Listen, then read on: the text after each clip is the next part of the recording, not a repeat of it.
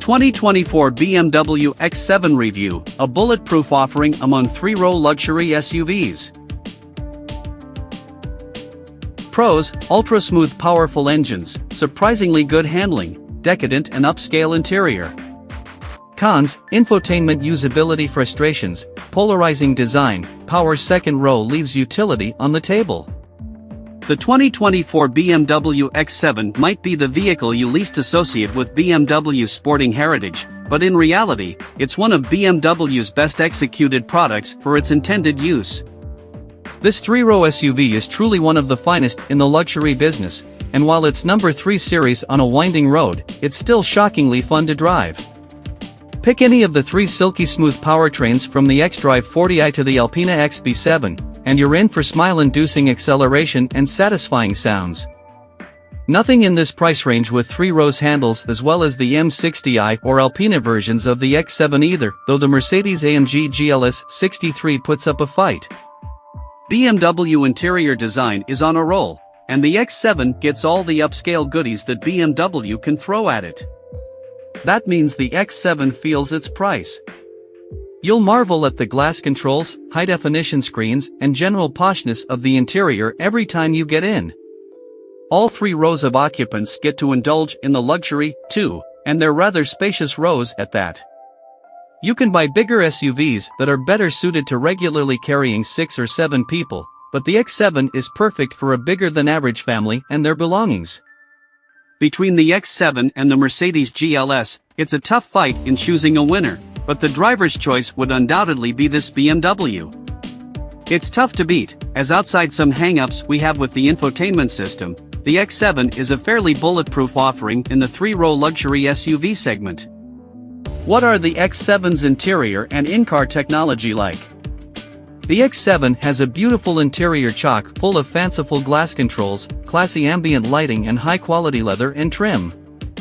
You sit up high in big, comfy bucket seats and get to enjoy good visibility both in front and out the rear. The enormity of the X7 is apparent at all times, and all 3 rows get to experience the luxury. Even the 3rd row can be heated. Unfortunately, amongst the luxurious materials is a tech interface that is in need of some work. One of the updates last year was adding BMW's new curved display that runs iDrive 8. This deletes BMW's convenient row of climate and radio controls in favor of controls in the screen.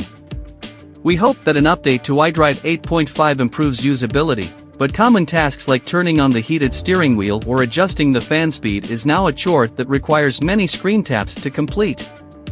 At least the screens themselves are beautiful with vivid graphics and smooth operation. We'll also note our appreciation for the continued presence of a traditional volume knob, as that was one physical control BMW saw fit to maintain. If you spring for the XB7, below, there are a variety of Alpina exclusive design and tech touches such as a unique steering wheel, Myrtle luxury wood trim, Alpina logos and model designations all around, and unique blue gauges in the cluster. How big is the X7? The X7 is the biggest BMW, which can be seen on the outside and experienced inside. Space in the 2nd row is palatial, while adults can even fit quite comfortably in the 3rd row of seats. They can even have their own climate controls. The 2nd row seats feature power-operated slide and recline, which is definitely fancy, but it takes considerably longer to slide the 2nd row seats forward for 3rd row access than in 3-row vehicles with manually operated seats. Be prepared to stand at the door and wait a while. Worse, the 2nd row captain's chairs, below, left, also don't fold, meaning there's no way to get the sort of maximum cargo capacity typical of such a large 3-row vehicle.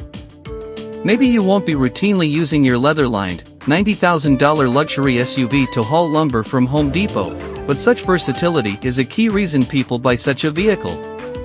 As such, we'd recommend sticking with the sliding and reclining 2nd row bench seat, above, right. It's plenty comfortable and adds an extra seat to boot. What are the X7's fuel economy and performance specs? The X7 is offered with 3 different powertrains, which in BMW tradition, are tied to different models. The xDrive 40i gets a 3.0-liter twin-turbo inline-6 aided by a mild hybrid system. It produces 375 horsepower and 383 pound-feet of torque, but torque can be boosted to as much as 398 lb-ft for short intervals via the mild hybrid boost. Every X7 is fitted with all-wheel drive and an 8-speed automatic transmission. BMW estimates a 5.6 second 0 to 60 miles per hour time. Fuel economy comes in at 21 miles per gallon city, 25 miles per gallon highway, and 22 miles per gallon combined. Upgrade to the X7 M60i and you get the stout 4.4-liter twin-turbo V8, also aided via a mild hybrid assist, with a rocking 523 horsepower and 553 pound-feet of torque. The 0 to 60 miles per hour time drops to just 4.5 seconds, but fuel economy suffers at 16 city, 21 highway and 18 combined. Go all the way to the XB7, pictured above, and you get an Alpina version of the 4.4-liter twin-turbo V8, again with mild hybrid assist, that has its output raised to a whopping 631 horsepower and 590 pound-feet of torque. Its 0 to 60 miles per hour time falls to just 3.9 seconds, and fuel economy takes a light hit at 16 miles per gallon city, 20 miles per gallon highway, and 17 miles per gallon combined. What's the X7 like to drive?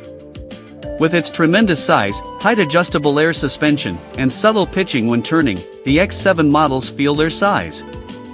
You can expect truly supple ride quality and composed handling that allows for a rapid enough pace on a winding road.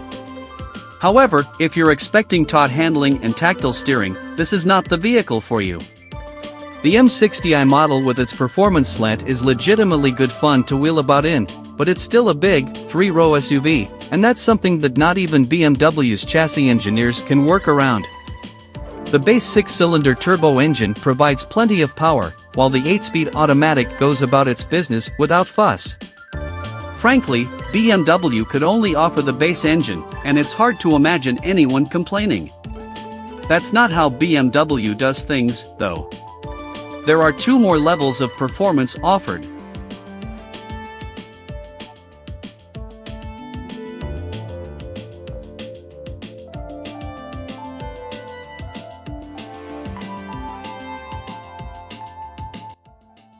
Thanks for watching.